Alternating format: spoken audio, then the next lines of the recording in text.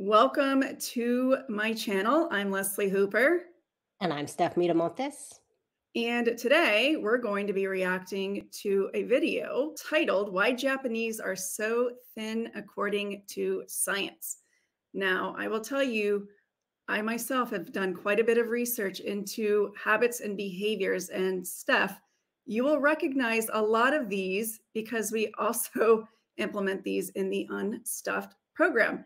To me, it makes a lot of sense. If you are trying to help people learn how to think and act like naturally thin or people who have never dieted in their lives, it makes a lot of sense to look to their habits. What are they doing differently over in Japan, the healthiest country in the world, versus us here in the States?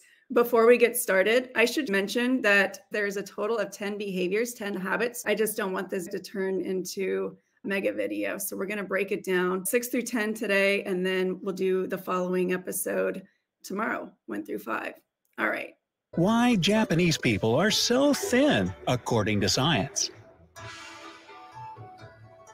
When it comes to health tips, who better to turn to than the country with the longest life expectancy and one of the lowest obesity rates on the planet? While the rest of the world is seeing anywhere from 15 to over 30% of its population severely overweight, Japan has managed to keep that number at just 3.6%. Counting down from number 10, diet. The secret to Japan's success begins with their diet, which is pretty carb-heavy and low in saturated fats. Their main dishes of choice include vegetables, grains, fish, and meat. Dairy products and fruits are consumed in moderation. They tend to stay away from foods with excessive amounts of salt and sugar, like burgers and soda. Many Japanese people follow dietary guidelines set by the government that place the focus on eating fresh foods and cooking at home. This actually gives the Japanese a genuine desire to eat real, healthy foods versus processed stuff like pizza, hot dogs, and frozen ready meals. Okay, Steph. Number 10, diet. Basically, they eat more whole foods and fewer processed foods culturally.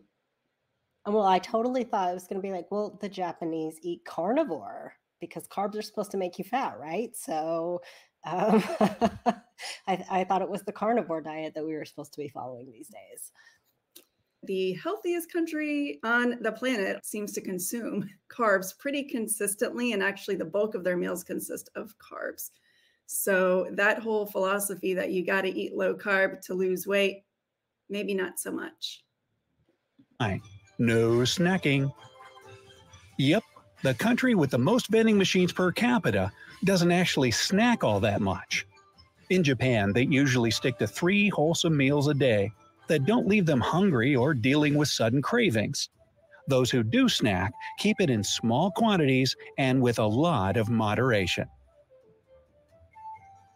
I do want to take a moment to talk about no snacking. This is something that we encourage our clients to do, not through a black and white lens, though. That's not something that I want anybody to take away from this particular video, is that there's no snacking ever. It's my philosophy. So if you're not hungry, there really isn't a reason to be eating. And so much of snacking is designed to prevent hunger or use as an emotional crutch to get through the day.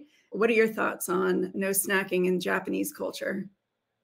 I think it's interesting that they said that they have the most vending machines per capita. I'm like, how come? I wonder if there's no snacking, like hardly any snacking. And I know that to be true as far as the no snacking. We've had a lot of clients who've gone on vacation to Japan, but here's what we don't have: clients from Japan. We have clients from all over the world. And I don't think we've had any or maybe one client from Japan, and probably they're expats, who have come into Japan and are living there from Germany or the US or something like that. So the no snacking thing, it fascinates me that they have all those vending machines in the first place. What I do know is that they don't snack walking up and down the streets. They are not mindless snackers like we are. They're not habitual snackers like we are. They would be mindful, intentional snackers. Like, I really want something, I'm going to get it and I'm going to sit and enjoy it, rather than I'm walking up and down the street while being on my cell phone and just getting it in because it was quote unquote there. Yeah, it's quite different. In fact, it's considered to be rude or uncouth to be eating anywhere other than sitting down at a table, which is very different from what I experienced when I lived in New York City. Everybody's eating on the subway, walking on their phones, like you said. It's pretty chronic. So just a vastly different culture. Eating on the subway makes me feel like I want to gag. Like it's Hey, I didn't say Americans were the cleanest people. Let's see. Just like the rest of the world, a lot of Japanese people have a hectic schedule that doesn't leave a lot of time or opportunity to prepare a home-cooked meal. In that case, they can turn to their version of fast food, which is usually a lot healthier and resembles home-style cooking. Of course, they do have American fast food chains like McDonald's, Burger King, and Pizza Hut. But even with these options readily available, many still prefer a traditional meal at home as they've been raised to keep nutrition in mind. Kids in Japan are given nutrition classes in elementary school, which allows them to grow up as adults who make smarter food choices, since they're well aware of the detrimental effects fast food has on the body. That's why they tend to stay away from the super greasy stuff. All right, Steph, your thoughts on that? I just feel like that's like duh. I just don't think there's a whole lot to say. My thought is related to the educational system and how there seems to be more emphasis in the Japan to prioritize healthy foods in small children at a young, malleable age. They just seem to value it quite a bit more. And I don't want to say that it's not in our education system, because I definitely remember having those lessons in class. I'm just wondering what they're doing differently over there. I imagine it starts at the home first, but what are they doing in their school system that sets the standard? Any thoughts about the educational aspect of it? Yeah, I think you're spot on. It most likely is a combination of things. They're having the conversations in school, and their home life is set up to be successful, and their fast food life is actually set up to be in close proximity to home life. So it's not like we get this cheap, easy, convenient fast food that looks very different than a home cooked meal.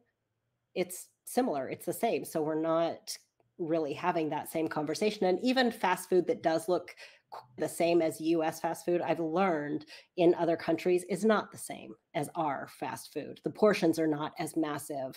The ingredients are not quite the same. They have different laws and rules and things like that. I just think that they're set up for success on multiple fronts. And so it makes the education in the schools just reinforcement instead of having that be the thing that overcomes all of these lifestyle and environmental triggers that people have to deal with here. In Japan, they have fast food in the same way that we have fast food. We have healthy options here in the US. It's not like they don't exist. Not nearly as abundant, but of course, I think that's because of the market. If the market said, hey, Americans want healthier whole food options, then that would be what is the precedent. And it's just interesting to me that Japanese people, although of course they have access to same fast food places we do here, still gravitate more towards whole food fast food. It's just got to be such a different mindset there. And eating on time. Most Japanese people have very regulated meal times. They eat 3 filling meals a day, with breakfast usually happening between 8 and 9 a.m., lunch from 12 to 1 p.m., and dinner between 6 and 8 p.m.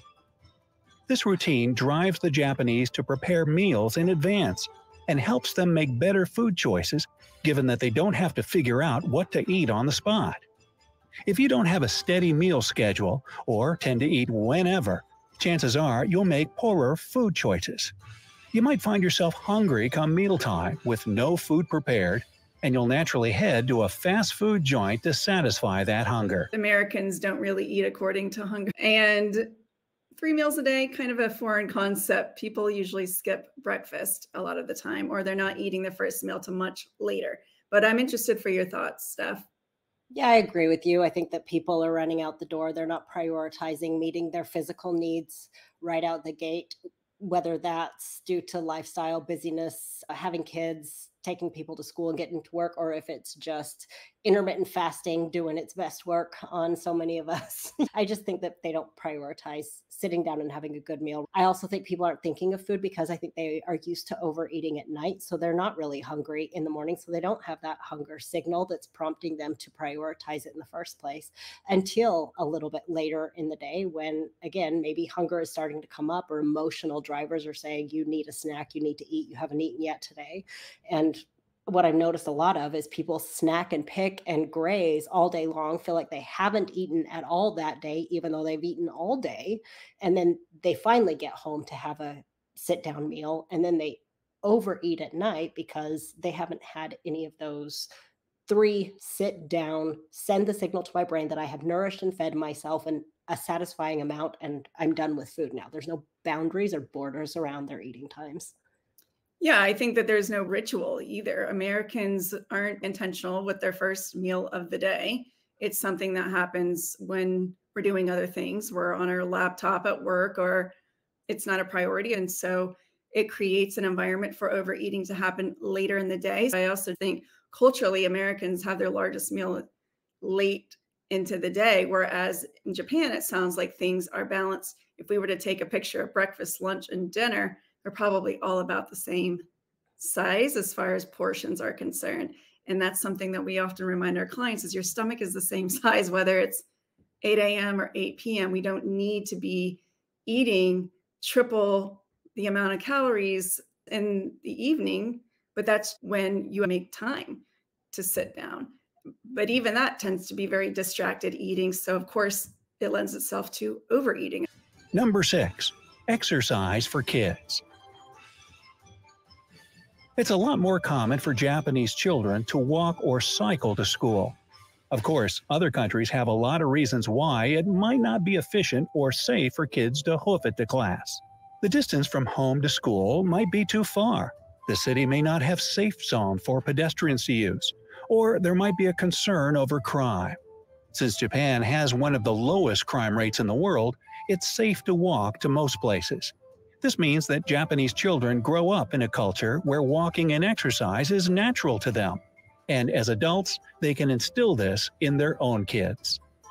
Yeah, something I have read and heard quite a bit about over the years is how children in Japan, or young children, 4, 5, 6, just freely walk about the city, get on their transportation systems. There doesn't seem to be much fear or crime at all, where parents are concerned to let their kids run to the store and grab something for them. Yeah, they have a lot of community-based structures, and I think it's pretty incredible that not only is it accessible for them to walk where they want to go or bike and move in that way, but also that they have created a community that facilitates the safety and everybody takes responsibility for everyone else's safety within that community. I think it's phenomenal. And I mean, we definitely have some things we could learn. That is for sure. I mentioned that I lived in New York, but my apartment, I lived on the 4th floor. I had to climb the stairs anytime I wanted to go anywhere. Grocery shopping was only 2 blocks away, but I still had to carry my groceries back and up those 4 flights of stairs. And you can only carry so much. That means you're going to the grocery store multiple times a week, which means you're walking. And I walked to the gym. I walked everywhere. I went blocks and blocks to get to certain destinations because I didn't want to deal with the subway, or it was just a beautiful day outside. So I definitely enjoyed walking and moving in that way. Okay, that is it for us today. We discussed reasons 6 through 10 why the Japanese are so thin according to science, and we'll be tackling the remaining 1 through 5 tomorrow. Hope y'all will join us. Have a great day.